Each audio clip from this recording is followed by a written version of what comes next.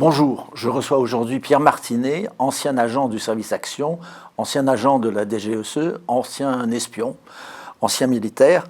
Bonjour Pierre Bonjour. Martinet, merci beaucoup d'avoir accepté cette invitation.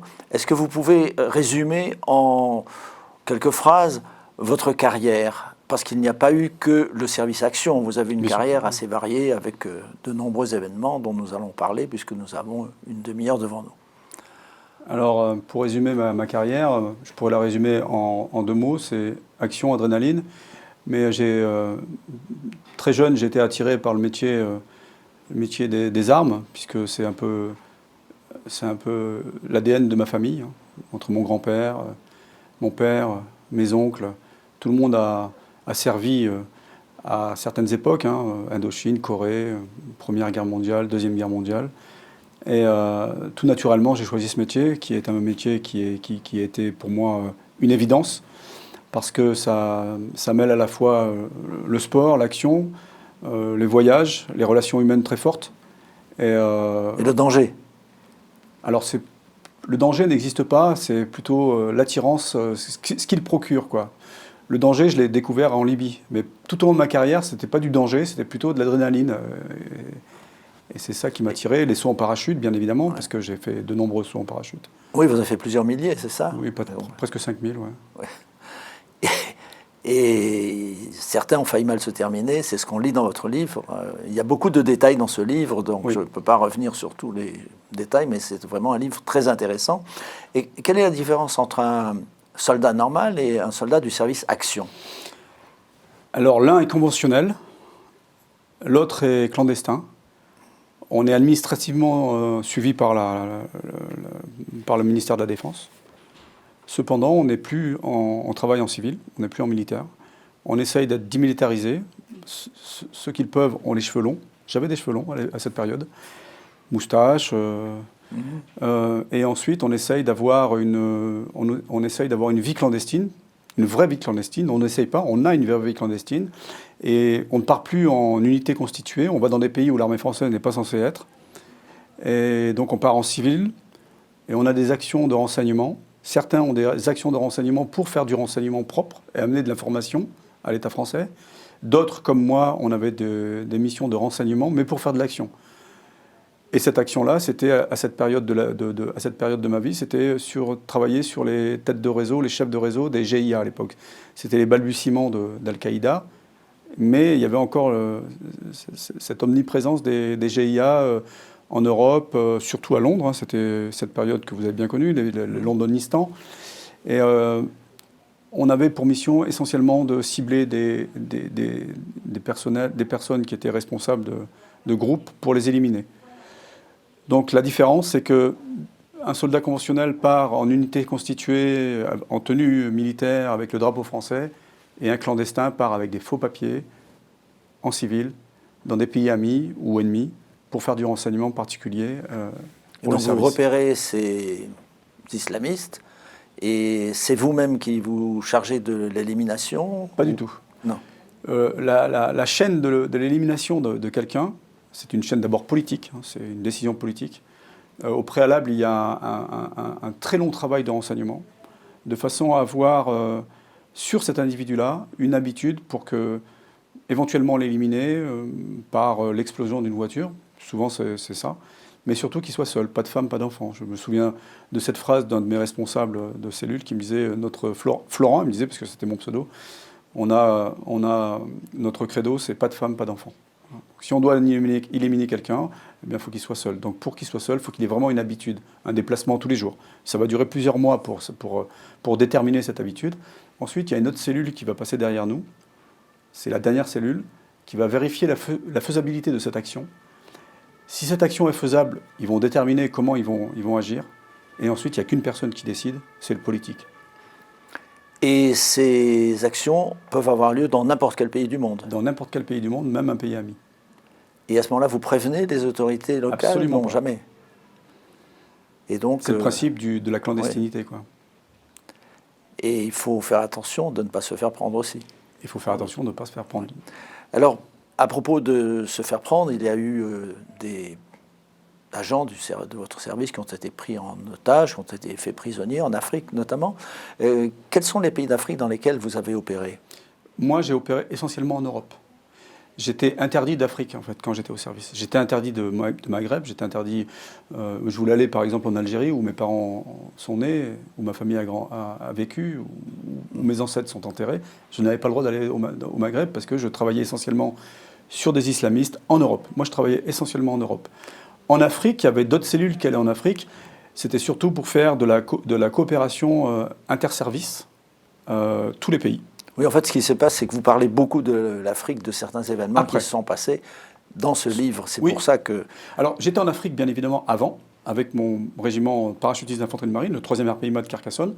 J'ai été partout, hein. J'ai été au Tchad, en Centrafrique, à Djibouti, au Sénégal, Côte d'Ivoire, enfin, j'étais un peu partout en Afrique. Mais quand j'étais agent clandestin au service, j'ai travaillé essentiellement en Europe. J'ai fait une parenthèse une fois au Sénégal pour aller faire des tests à 10 000 mètres d'altitude pour développer une voile particulière. Mais ce test, c'était pas dans le cadre... Une voile parachute. Une voile de parachute, pardon. Une voile de parachute pour faire des infiltrations à partir d'avions de ligne normales. D'un avion de ligne régulier, en fait. Un avion de ligne normal pour sortir de cet avion à 4000 mètres d'altitude sans se faire repérer et pouvoir s'infiltrer... Donc on avait une voile de parachute particulière qu'on avait développée aux États-Unis. C'était une voile de parapente qui avait été modifiée pour pouvoir être utilisée pendant un saut. Et vous avez sauté d'un avion de ligne à 4000 mètres? Moi j'ai fait que des sauts d'avions militaires à 10 000 mètres au Sénégal, hein, au nord du Sénégal, du côté de Saint-Louis, Bakel, tout ça. Et après j'ai fait des sauts beaucoup plus bas. Alors ça s'est fait à une période sur les caravelles. Ils sautaient de caravelles régulières pour faire des sauts d'infiltration. Là, dans le cadre de ce développement, j'ai fait que des sauts d'avions militaires. Alors, parlez-nous des expériences les plus dures que vous avez vécues. Il y a cette captivité en Libye qui a duré assez longtemps, mais en dehors de ça, vous avez également eu beaucoup d'événements sur le terrain. Quels sont ceux qui vous ont le plus marqué? Je dirais que celui qui m'a le plus marqué, c'est ma première intervention militaire à Beyrouth, en 1983-84. Et ce qui m'a le plus marqué, c'est l'attentat contre le bâtiment Drakkar qui a fait 58 morts. Et bien évidemment, celui 2 minutes avant sur le poste de commandement américain qui a fait beaucoup plus, qui a fait 250 ou je ne sais plus combien de morts. J'avais 19 ans, à 7 h du matin, de rencontrer mes premiers morts, c'est quelque chose qui marque.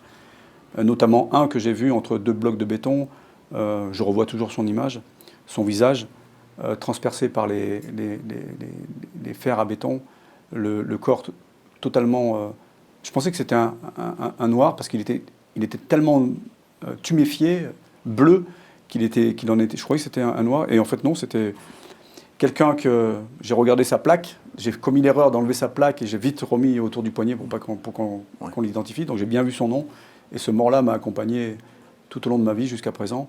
Il y avait des collègues à vous dans ces victimes? On ne les connaissait pas, mais c'était tous nos frangins, quoi. C'était vraiment c'était des jeunes comme nous.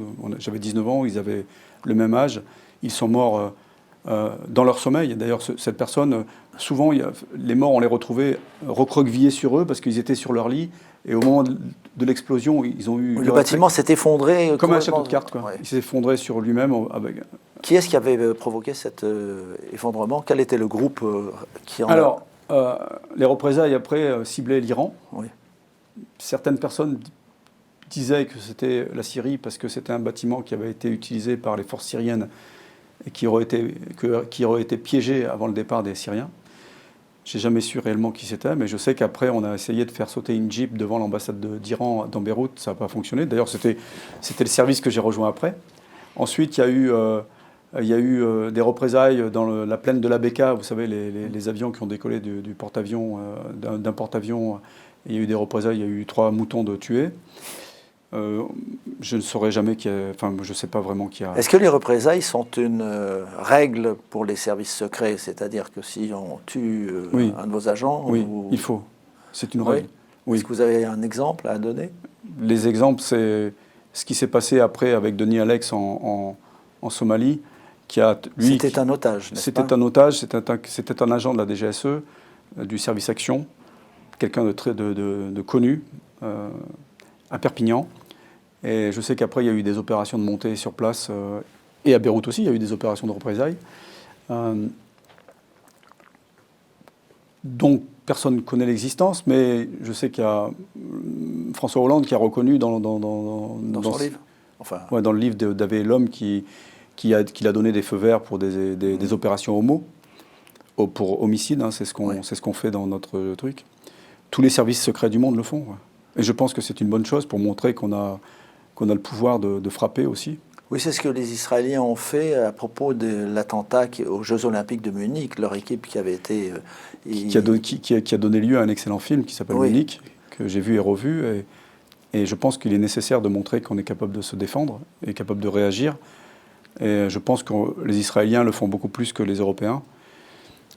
Après 2015, il y a eu quand même un changement d'attitude de la part des Français et ça a donné lieu à quelques représailles suite aux attentats terribles qui ont eu lieu le 13 novembre. Ah ouais. Alors parlons de votre captivité. Comment êtes-vous arrivé en Libye et pourquoi faire? Alors, c'était une période de ma vie où j'étais directeur technique dans une société qui vendait des alarmes, donc je gérais pas mal d'humains et je tournais un peu en rond. Je passais mes journées devant des tableaux Excel et je commençais à avoir des fourmis dans les jambes. Donc j'ai commencé à chercher des sociétés qui faisaient ce que je faisais avant, dont celle de Pierre Marziali, qui s'appelait Secopec. C'était la première société militaire privée en France. Qui était un de vos amis? Qui était un de mes amis depuis très longtemps. On était à Beyrouth ensemble, on était au Tchad ensemble, on a fait beaucoup de choses ensemble, on se connaissait, on était vraiment proches.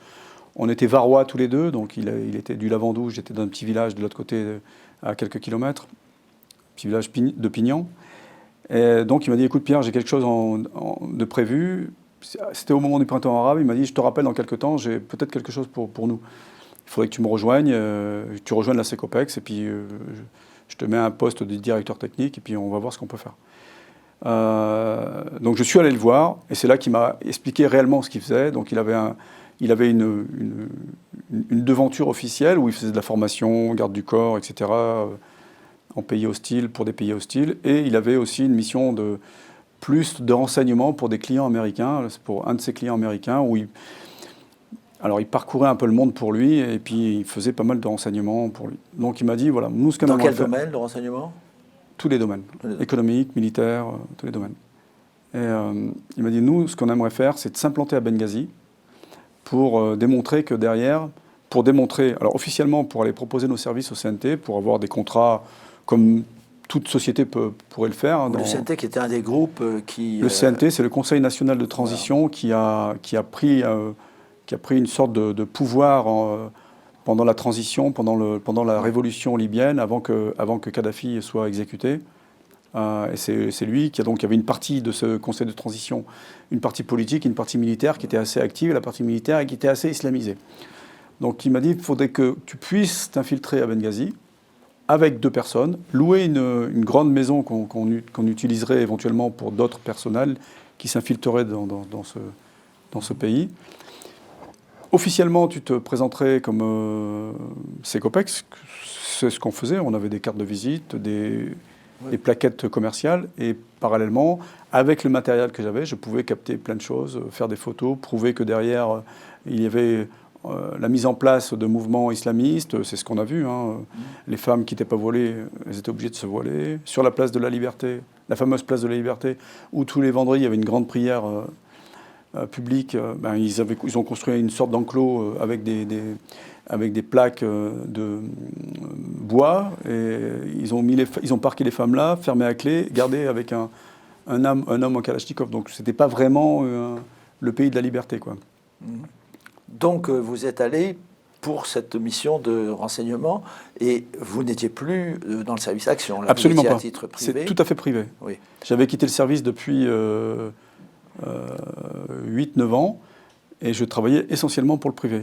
Et donc, les anglo-saxons ont cette mentalité de vraiment sous-traiter beaucoup de missions au privé, donc notamment la CIA l'a fait, les Israéliens le font, les Français ne le font pas. Mais c'est autorisé aux États-Unis ? en France. Si vous montez une société... Alors, oui, mais pour des missions bien particulières. Donc, pour monter une société privée comme ça en France, où il y en a plein, en France, ils font des missions bien particulières, avec des autorisations.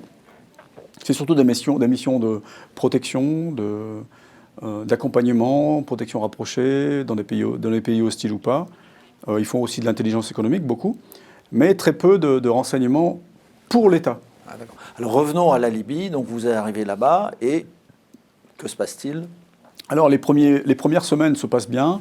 On a des contacts avec le Conseil national de transition politique et militaire. Et mon but, c'était d'obtenir des rendez-vous physiques pour Pierre Marziali et essayer de décrocher des contrats. Donc, une fois qu'on avait obtenu ces rendez-vous, c'était les rendez-vous qui étaient prévus pour le 12 mai, j'ai dit à Pierre qu'il pouvait prendre l'avion pour venir. Parallèlement, on avait loué une grande maison, une grosse bâtisse à l'africaine avec des grands murs d'enceinte, sur plusieurs étages, elle faisait à peu près 400 mètres carrés, de façon à recevoir éventuellement des personnes la nuit. Dans le jargon, on appelle ça une safe house, une maison sûre. Et j'avais commandé des 4x4 aussi pour pouvoir se déplacer dans le désert et récupérer des personnels qui arrivaient soit par la mer, soit par les airs. Et donc on est allé récupérer le 11 mai, très tôt le matin, on est allé récupérer Pierre Marziali plus une autre personne à la frontière égyptienne. Et ensuite, on a parcouru les 700 km qui nous séparaient de Benghazi ensemble, tous les deux dans la voiture. On a eu à ce moment-là une très longue conversation, et assez intéressante. Et ensuite, le soir, on est arrivé assez tard là-bas. Il m'a remis de l'argent qu'il avait apporté pour moi, à peu près 60 000 $ en cash, que j'ai mis sous un matelas.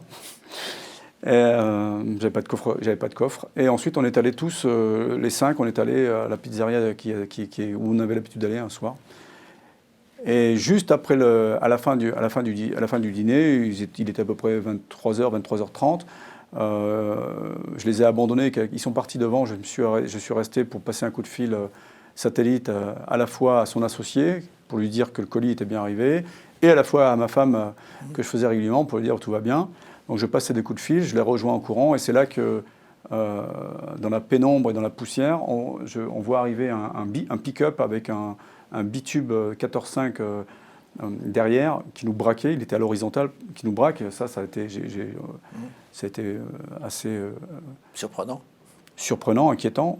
Je leur ai dit, qu'est-ce que j'ai un peu gueulé, quoi. Et il y a une sorte de combi là, de Galaxy. Des vannes là, dont les portes se sont ouvertes, et dizaines de personnes qui sont sorties cagoulées, armées de Kalachnikov, ça gueulait partout. On ne comprenait pas ce qui se passait. Ils nous ont jetés au sol. Je me suis retrouvé plaqué au sol à côté de Pierre Marziali qui était à ma gauche, avec les mains sur la nuque, derrière la tête. Je l'ai regardé et lui, il a mis sa main dans la poche gauche. Je vais vous dire pourquoi après. Et c'est là que j'ai entendu une détonation. Il a pris une balle dans le dos. Je pensais que c'était une exécution. Je pensais qu'il nous arrêtait pour nous tuer dans la rue. Donc j'ai fermé les yeux et j'ai dit, c'est terminé, ça s'arrête là, quoi.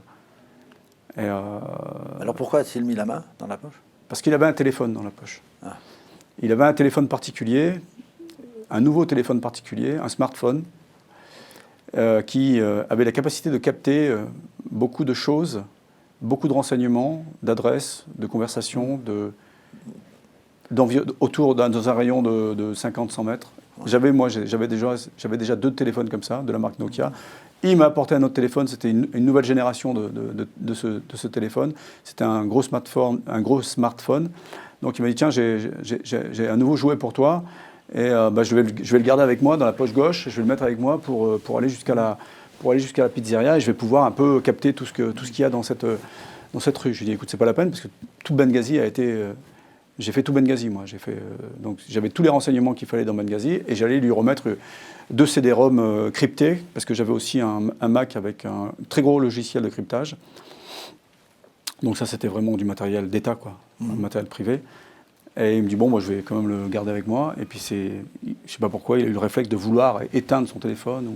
Et vos ravisseurs ont pensé c'est ce que je suppose. Qu'elle était armée. Et ensuite, comment ça s'est passé? Donc, vous avez été enfermé. Alors, on et nous a jetés dans des cachots. Longtemps dans un cachot. Alors, on a été malmenés tout de suite. Ils nous ont fouillés, virés, pris tout ce qu'on avait sur nous. On a été amenés dans cette ancienne caserne qui servait de prison. Et je me suis retrouvé dans un cachot, dans la pénombre, je voyais rien. Il y avait 2-3 personnes avec moi. Les autres n'étaient pas avec moi, mes camarades n'étaient pas mis avec moi. Avant de partir, on a vu, ils ont pris le corps de Marziali, ils l'ont jeté dans le pick-up comme ça, en le tenant par les pieds et par les mains. Ils l'ont balancé comme un... Ouais. Il était mort? Je ne savais pas s'il était mort ou pas, mais je pense qu'il a une balle de Kalachnikov à bout portant dans le dos. Je pensais que le dégât était irréversible. Et ensuite, on est arrivé dans ce cachot. Donc le premier soir, bon, j'étais encore sous le coup de l'émotion et de la peur, bien évidemment. Et j'entendais crier, tirer, crier des coups. Et là, j'ai reconnu la voix d'un de mes collègues. Je dis bon, ça va être difficile ce soir, quoi. Donc jusqu'à ce qu'ils viennent me chercher pour m'interroger. Et là, l'interrogatoire a été musclé. Vous avez été interrogé à plusieurs reprises et vous avez été torturé. Oui, des coups. Oui, c'est la torture, si vous voulez. Oui. Oui. Frappé comme mes camarades qui ont été... Et vous soupçonnez de quoi, alors? D'être des espions de Kadhafi. Oui. Et qu'est-ce qui... Ils voulaient savoir nos contacts à Tripoli. Ils voulaient avoir les numéros de téléphone de nos contacts à Tripoli. Ils voulaient avoir... Vous étiez préparé à ce genre par votre métier? Moi, j'étais préparé, oui. J'avais subi déjà des interrogatoires pendant des stages, pendant des formations. Mais ça reste quand même de la formation, des stages, même si on est poussé dans le retranchement, même si on est fatigué, même si on mange pas. Toujours, vous dites très bien dans votre livre comment vous avez procédé. Il faut parler un peu, mais il faut aussi s'énerver. Il ne faut pas ne rien dire. Alors, le premier soir, j'ai subi quand même. Le premier soir, j'ai subi. Après, oui, mais le premier soir, j'ai vraiment subi. Et le premier soir, avec les coups, avec celui qui était cagoulé en face de moi, qui était à peu près à cette distance-là, qui m'assénait de questions, l'autre qui m'assénait de coups. Rassurez-vous, ça va pas. Moi, je faisais que les questions. Hein. Ça va aller alors. Il n'y a personne à ma gauche. Mais au bout d'un moment, j'ai switché. Je suis devenu un autre personnage, le monstre qui sommeille en moi. Et là, je lui ai dit, écoute, on va pas y passer la nuit. Là, j'étais vraiment agressif. Je lui ai dit, je te dirai rien, tu sauras rien. Tu peux me frapper toute la nuit, autant que tu veux, je dirai rien. Donc autant que tu me tues tout de suite. Et là, je lui ai répété plusieurs fois, tue-moi. Tu peux me tuer, mets-moi en une. Et puis je l'ai regardé fixement. On s'est regardé fixement pendant plusieurs secondes. Et il a baissé les yeux et je me suis dit, il ne me tuera pas ce soir. Et la preuve que vous êtes vivant, c'est parce que vous êtes là aujourd'hui. On est donc rassuré parce que... Qui est-ce qui vous a sorti de là? C'est la France qui m'a sorti de là. C'était pas leur... Ils ont été prévenus, le gouvernement français a été prévenu. Ils savaient déjà qu'on était là-bas, le gouvernement français, bien sûr. Moi, j'avais déjà rencontré l'environnement de celui qui était le représentant français à cette période, qui s'appelait M. Sivan. Pierre Marziali avait informé les autorités de son déplacement en Libye. Il n'avait jamais eu d'interdiction. Pierre Marziali faisait souvent des notes d'ambiance pour l'Élysée parce que c'était un vrai patriote. Il ne voulait jamais aller à l'encontre de l'État français et il se faisait fort de donner de l'information. Lors de ses déplacements au Sahel, il avait un gros réseau Touareg. Il faisait souvent des notes, notamment au moment des otages d'Arlit, d'Areva. Il avait des éléments, il donnait. À chaque fois qu'il avait de l'information, il donnait. Bon, cette émission malheureusement se termine. Le temps passe vite en votre compagnie. Je recommande la lecture de votre livre qui s'appelle « Pris en otage », mais je pense que tous nos téléspectateurs ont déjà vu la photo que nous avons prise tout à l'heure. Et en conclusion, comment dire, où est-ce qu'il est le plus difficile de travailler et est-ce que vous recommanderiez ce métier à des jeunes qui aiment l'aventure ou finalement tout compte fait, c'est peut-être trop dangereux? Il ne se passe pas une semaine sans qu'un jeune me contacte par les réseaux pour me demander des conseils. Je leur dis toujours la même chose, fonce. Vas-y. Et quel est le pays où il ne faut pas aller en tant qu'agent, qui serait trop dangereux? C'est dans ce pays-là qu'il faut aller. C'est dans ce pays qu'il faut aller. Oui. Par exemple, l'Iran, la Corée du Nord. On y va en Iran, ouais. On y va, ouais. On y va depuis très longtemps. La Corée du Nord, je ne sais pas, mais l'Iran, oui. Tous les pays aujourd'hui qui sont pourvoyeurs de l'islam radical, il faut y aller, il faut les stopper, quoi. Oui. Et sur le conflit en Ukraine, vous avez une opinion sur comment les choses peuvent se passer?